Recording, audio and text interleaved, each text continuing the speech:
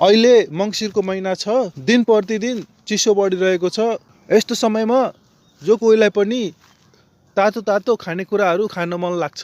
हाम्रै वरिपरि केही यस्ता कुराहरू पनि हुन्छन् जसको महत्त्वको बारेमा थाहा नपाउँदा हामीले त्यसलाई बेवास्ता गरिरहेका हुन्छौँ। आज म तपाईँहरूलाई महको बारेमा केही बताउन गइरहेको छु। यसको फाइदा र केही बेफाइदाको बारेमा पनि कुरा गर्नेछु। आशा छ यहाँहरूले भिडियोलाई अन्तिमसम्म हेरेर साथ दिनुहुनेछ र साथै भिडियोलाई लाइक र सब्सक्राइब गरेर यस्तै यस्तै अन्य भिडियो बनाउनको लागि हौसला प्रदान गरिदिनु होला। सधैँ बिहान मह र पानी पिउनुपर्छ। स्वास्थ्यको लागि निकै उत्कृष्ट मानिन्छ। आयुर्वेदका अनुसार गाजरको रससँग मह मिसाएर पिउँदा आँखाको ज्योति बढ्ने गर्छ। यसलाई औषधिको रूपमा पनि प्रयोग गर्न सकिन्छ। त्यसैले त रुगाखोकी लाग्दा अदुवाको रस मिसाएर महमा पिउन सकिन्छ। अर्को कुरा, हरेक बिहान एउटा सानो चम्चा मह पिउन सकिन्छ। यसले छाला र कपाललाई निकै फाइदा गर्छ। अनुहारमा मह लगाउँदा डन्डीफोरको समस्या पनि हटेर जान्छ। महको नियमित सेवनले रोगसँग लड्ने क्षमता अर्थात् रोग प्रतिरोधात्मक क्षमता पनि बढाउँछ। घाँटीको खसखसमा यसको प्रयोगले आराम दिलाउँछ। सुक्खा छालामा महको प्रयोग उत्कृष्ट मानिन्छ। यी सबै महका फाइदापछि महमा आखिर के तत्त्वहरू पाइन्छ त्यसको बारेमा पनि यहाँ चर्चा गर्न गइरहेको छु। महमा कार्बोहाइड्रेट, प्रोटिन, भिटामिन बी र C, iron, magnesium, calcium, potassium, phosphorus, sodium जस्ता तत्त्व पाइन्छ जुन शरीरको लागि ज्यादै लाभदायक हुन्छ। महमा पाइने भिटामिन र सुगर शरीरभित्र पसेपछि छिटै घुल्छन्। यसले अन्य मिष्टान परिकार जस्तो साइड इफेक्ट गर्दैन। यसै गरी कसैलाई आलस्य भयो अथवा वाकवाकी लागेको छ भने मह खानाले आराम मिल्छ।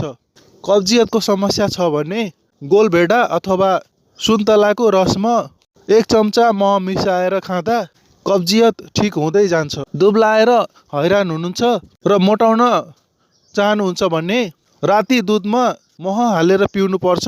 शरीरको मांसपेशीलाई बलियो बनाउन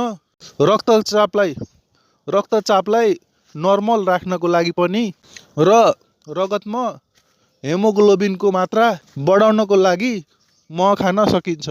शरीरमा थकान महसुस हुने, हाई आइरने गर्छ भने तपाईँलाई रक्त अल्पता भएको हुनसक्छ। मह खानाले यस्तो समस्या हटेर जान्छ।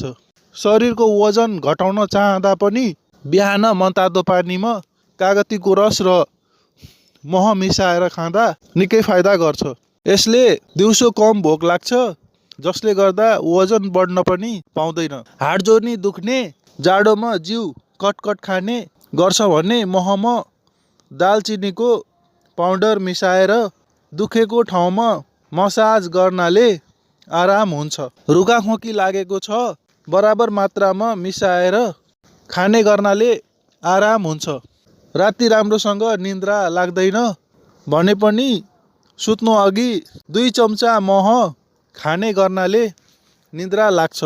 गर्भवतीले मह खाँदा पेटमा भएको बच्चा शारीरिक र मानसिक रूपमा बढी स्वस्थ हुन्छ। आगो अथवा तातो वस्तुले छाला जलेको ठाउँमा अथवा काटेको ठाउँमा मह लगाउनाले आराम मिल्छ। दिनहुँ मह खाने गर्नाले दिमाग तेजिलो बन्छ। बालबालिकालाई यसले झनै फाइदा गर्छ।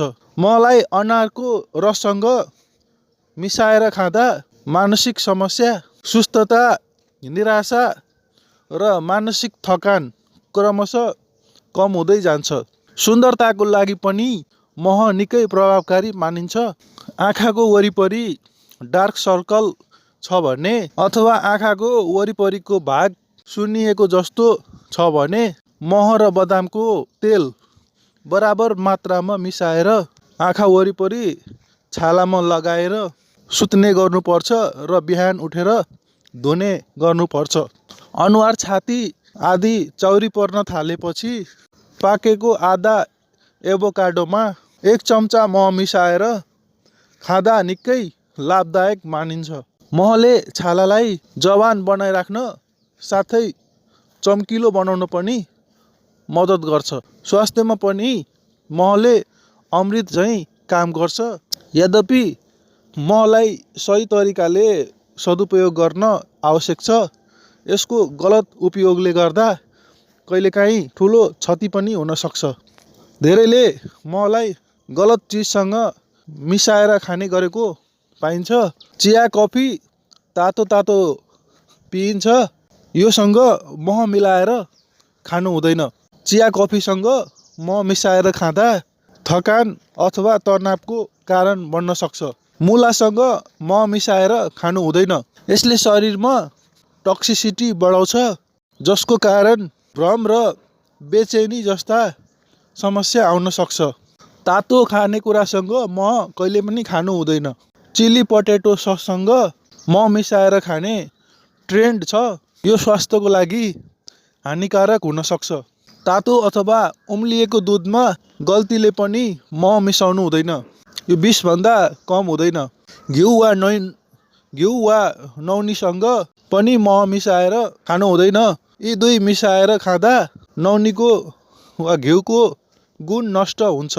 माछा मासुसँग महको सेवन गर्नु हुँदैन, खतरनाक हुन्छ।